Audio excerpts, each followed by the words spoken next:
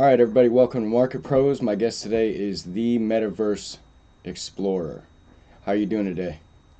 Hello, hello, mate. I'm doing well, thank you. Thank you for having me on. Yeah, it's my pleasure. It's my pleasure. So, real quick, can I get a rundown of your experience in the markets, investing, NFTs, just everything, all your investments as a whole? Yeah, sure. Super quick rundown. I got into crypto 2017 at the BTC halvening. I heard about it way before that. Didn't really give any attention to it, and I was like, oh, this looks like it might be something interesting. Got in, rode BTC, then rode Ripple all the way down like an idiot. And ever since then, I've just been super interested. So I don't really trade, but I do. I am super interested in crypto, the cryptography behind it, the idea behind it, the freedom behind it, and NFTs as well. So basically, utility-driven NFTs, mainly gaming NFTs as well. That's where my focus is. Gotcha. So, what are your like what are your long-term perspectives on crypto, just the whole crypto space? Like, where do you see it going in the next 5 to 10, even 20 years? To be honest, I see it as the main form of monetary kind of influence that we have in the world. I think fiat currency, as history has shown, that it just all goes to zero. The Roman Empire was one of the strongest empires in the entire world, and that we don't use their money anymore. When governments start printing all of the money that they can and just starts inflating, it's like a silent tax on the rest of the world. So the way I see it, crypto is here to stay. There are some of us that are growing up with it now, and we will be using it in the future. Even though other people don't use it now, they don't see it. But everyone that's growing up now, they are natively digital. They will be the ones that will be like transacting on the internet. And so, with that in mind, I think crypto is going to be the way that me and you transfer value across the internet, borderless, without anyone being able to stop us, with the government somehow being able to tax us in using it. But I think long term, 20 years, it's gonna be the main way that we transfer value across the internet. It's not going anywhere at the moment. No way, no way. They're like the cat's out of the bag. Yeah. Yeah, definitely. I also have studied history and the Roman Empire, and it's funny because, these empires through time, all of them have done the exact same thing. Yep. They debase their currency, and then next thing you know, it's not the reserve currency anymore. You know what I mean? Yep. And it's like the rise and fall of empires. Like right now, the United States, which is where I live, we are in the decline. We're not going to be the dominant power. Now we're probably going to be one of them, but I don't Yeah, see you have a us. strong military still. You definitely have a strong military, and like you're a major player. But I don't know what America is first in anymore. Right, exactly. I mean, I can name a few things, but it's probably going to piss some people off. They're kind of funny. But no, it's The Rise and Fall of Empires. A good book is The Changing World Order by Ray Dalio, which is not sponsoring this video, but I would be open to it. Um, but it says it all in there. You know what I mean? The rise and fall of empires. And it's basically the United States is doing the exact same thing that Rome was doing, you know, uh, thousands of years ago, or whenever. But, and I live here, so it's not really what I want to see, but this is what happens. The next empire will do the exact same thing. You know what I'm That's saying? right. Yeah, Like it's unavoidable when you keep exactly. deflating your currency and the population starts getting super upset and trust in the government just plummets all the way down. They Hmm. look for alternatives, and for me, that is crypto at the moment. That is the alternative. Exactly, exactly. Yeah, it's like when you become the world reserve currency, it's literally like a means to an end. You know what I mean? Like it can only last so long because all the other countries are transacting in your currency, so of course it's going to get inflated. You know what I mean? And I think Bitcoin is the alternative, definitely. Um, so which I know you're in multiple markets, but which market is the most appealing to you and why? So they all have, there's these narratives in crypto that come and go. The most recent narrative has probably been the metaverse narrative. But I'm usually in all markets. I'm in the BTC markets, Ethereum markets, Solana markets, and specifically because I do make content in the Solana ecosystem. But I tend to think these narratives, some of them do have some credibility. For example, the metaverse kind of market. And I do not trade these tokens, but I have a small portfolio in the metaverse play. And sometimes you don't even need to pick and choose. You could just have an index of some of the more popular tokens like DPI or MVI. So I'm very big on the metaverse play. My name, Metaverse Explorer. I think this is where a lot of these kids, so many kids now just spend their time, all their free time, all their money on digital items.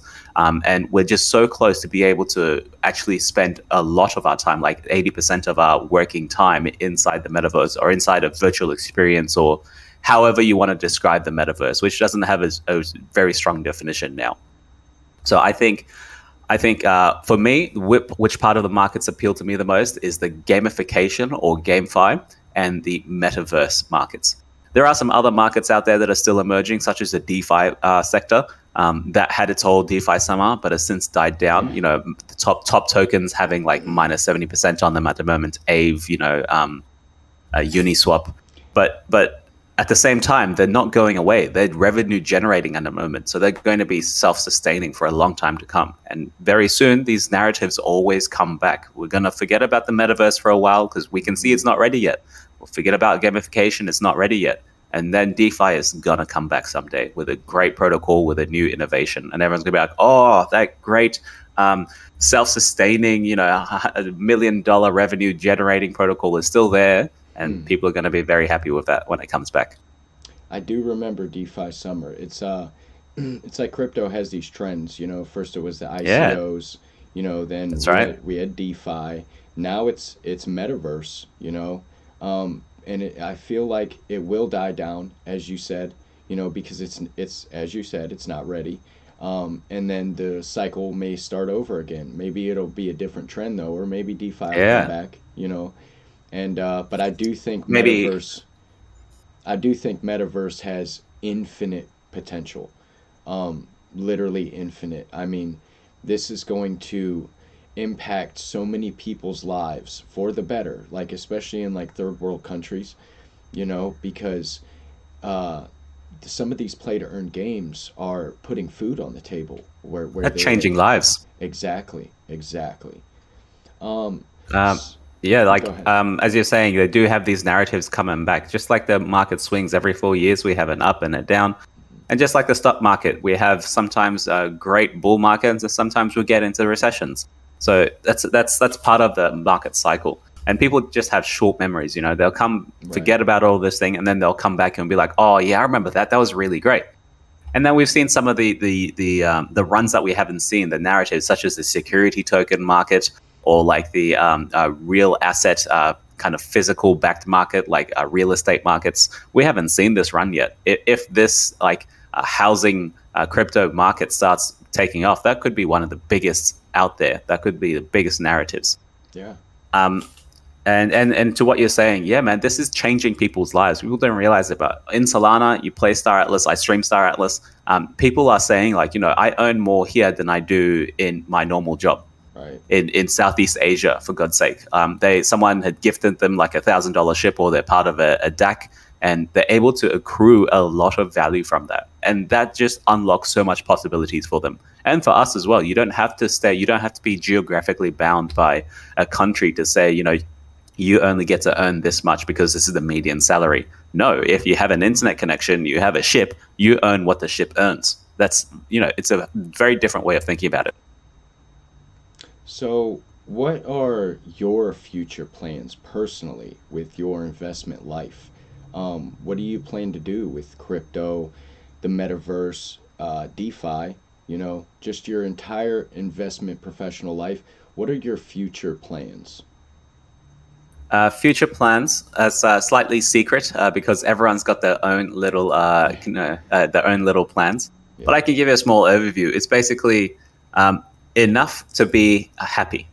And I know that might sound slightly weird because no one's ever going to be happy. But at a certain point, if you actually calculate it, if you have enough to live by and you're enough to be stable, then that's enough to be happy. Right. And for some people, that number might be $1 million, might be $10 million for some people. But the way I see the currency inflating, you have to like extrapolate into the future. You might need $2 million to survive. Like let's say in Australia for me, or in America if you're in New York, you might need way more than that. Yeah. If you think about it, you might be living in like Southeast Asian countries, one of these lower cost of living countries, and that's a really low number sometimes. So what I just need to do is you have to have enough to have paid off one or two houses and have some sort of income coming on, some sort of stipend. And as long as that's around the same rate of the average earning potential in that country, then that's enough. You know, everything else, happiness is up to you. It's your psychology. It's what you do with your time. Because now you have all of your time freed up. You don't have to go to a 9 to 5 job. You don't have to commit to something you don't want to. So now it's up to you to get yourself happy. You do what you want to do. So that's kind of my future plans in crypto. I won't be selling BTC until that gets there. And I probably won't even be selling BTC at all, because the way I see it is just there's just no downside to it. There is downside, of course, but Right. like the risk to reward ratio is Yeah. way skewed in the reward side. Like I just see it as like the either the game changer. Maybe not Bitcoin itself. Maybe it's the first mover, but the whole industry itself. Yeah. I just think it's not going anywhere. So yeah, my plans is, you know, have a nice house, have a happy family, and the way you get there is either through, you know, utilizing the value in your BTC. Yeah, that was fantastic. All right, so we're gonna bring up some bad memories now. What is your biggest? So, what's your biggest mistake in crypto? Where did you lose the most money, or miss the have the biggest opportunity cost loss? Yeah, that's a lots of mistakes when you're in crypto. You know, it moves so fast. You don't know where to look, where to give your attention. I would say one of the earliest mistakes, maybe not my biggest, but the earliest one that really sticks with me is unit bias. So when I first came into crypto, I looked at Bitcoin, I looked at Ethereum, then I looked at Ripple, the top three. And I was like, I can afford a Bitcoin, Ethereum maybe, but Ripple, I can Oh, definitely afford a lot of that. Um, Obviously, this is illogical thinking, because you don't look at the actual unit price, you look at right. the overall market cap or fully diluted value. Whereas one Ripple is 0.001 cent, you can get 1,000 of them very easily, or you can just get like half a Bitcoin.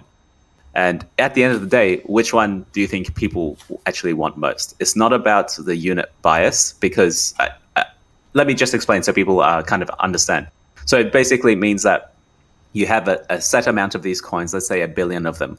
They're going to be worth a lot less than when the supply of them are lower. So if something has a billion units of it, it'll be worth like 0.001 cent. If something has a value a distribution of 20 million of them, they're going to be worth like $1,000 each. That sort of unit bias. So when you come in as a newcomer, you're like, "Ooh, I can afford that really cheap one because I can have Yeah. lots of it." But you don't realize that you actually need a lot more money, a lot more input cash injected into that market cap to actually raise that small amount of value just a little bit. So I saw Ripple and I was like, yeah, I can do that. And so I rode Ripple all the way to the top to, like, I don't know, like pay off my mortgage amounts of money. Oh. And then, and then I Oh. rode Ripple all the way down, all the way bloody down. So I'm Oh like, man.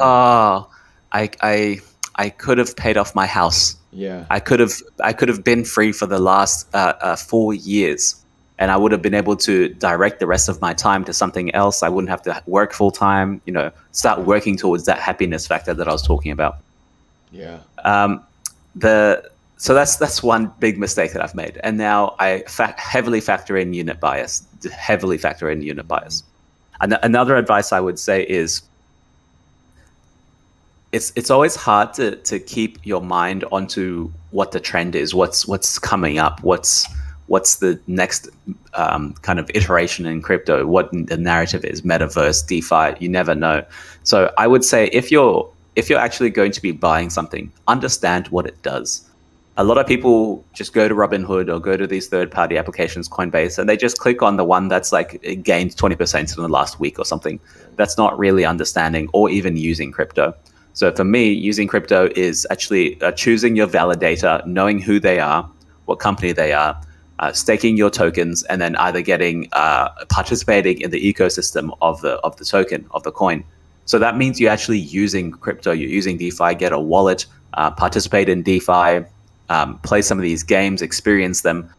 Because for me, I think a lot of people don't actually know. Like I would say 70%, 60% of people who get into crypto are just here for the gains.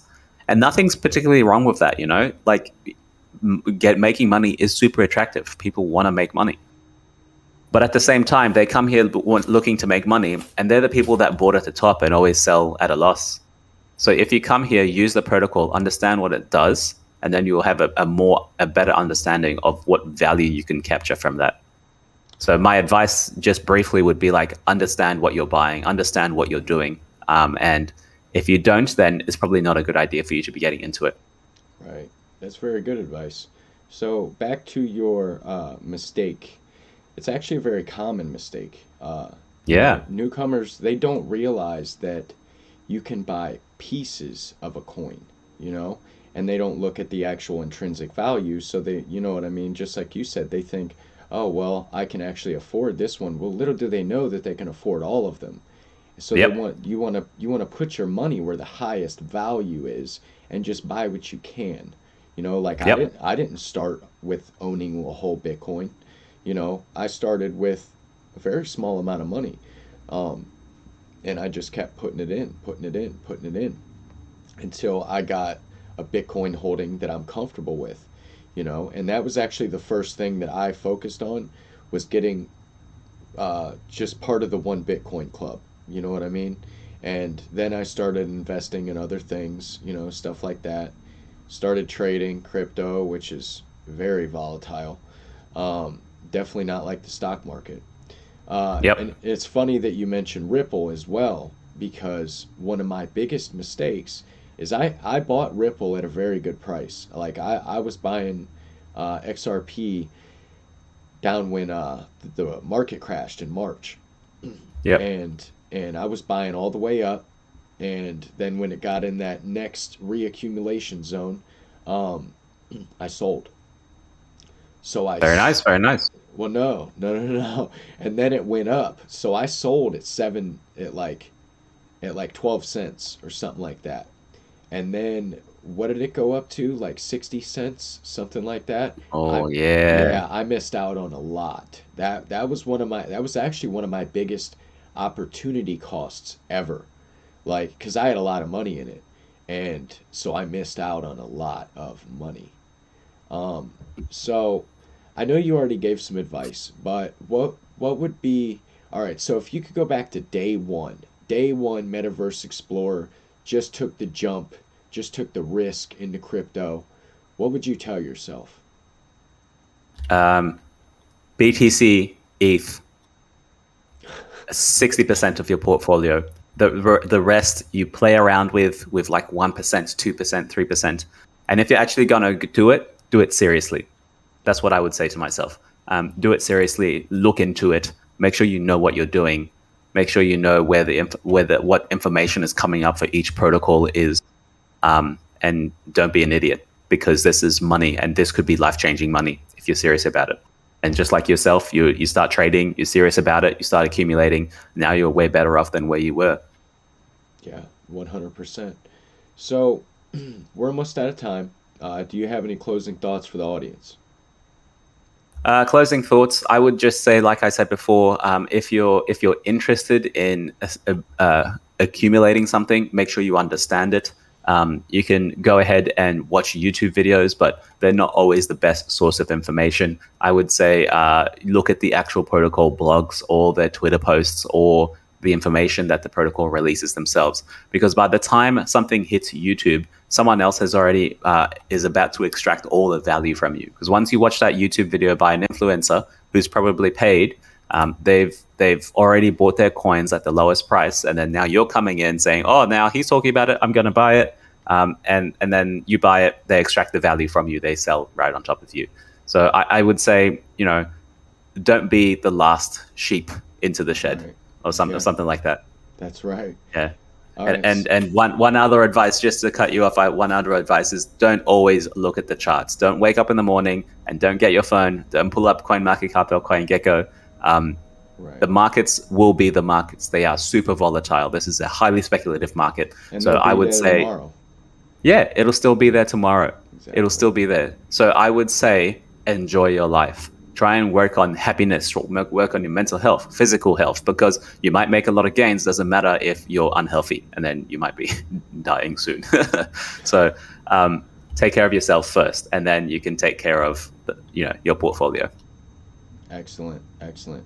Speaking of YouTube, Metaverse Explorer does have his own channel. Make sure you check out the link that'll be in the description. Go subscribe to his channel. He has Star Atlas streams. He talks about Solana. He talks about grape finance. So yeah, definitely go check out his channel. It's amazing. It's amazing content. Um, so I want to thank you, Metaverse Explorer, for coming on here. It has been a pleasure. Yeah, my pleasure, man. Thank you very much for having me. I hope I've been able to give some insight into some people's experience in crypto. And I haven't said it before, but everyone will have a different experience in crypto. Yourself, you're a trader. I'm not a big trader myself, so it's interesting to see everyone's different experience. So leave a comment down below. I want to see what your experience has been. Has it been good for you, bad for you? Are you tired? Is it too fast, too slow? It can't be too slow. It's way too fast. Yeah. But yeah, that's it for now. Thank you very much for having me. Appreciate Yeah, it. yeah. So if you guys like the content, please smash the like button, and I will see you in the next one.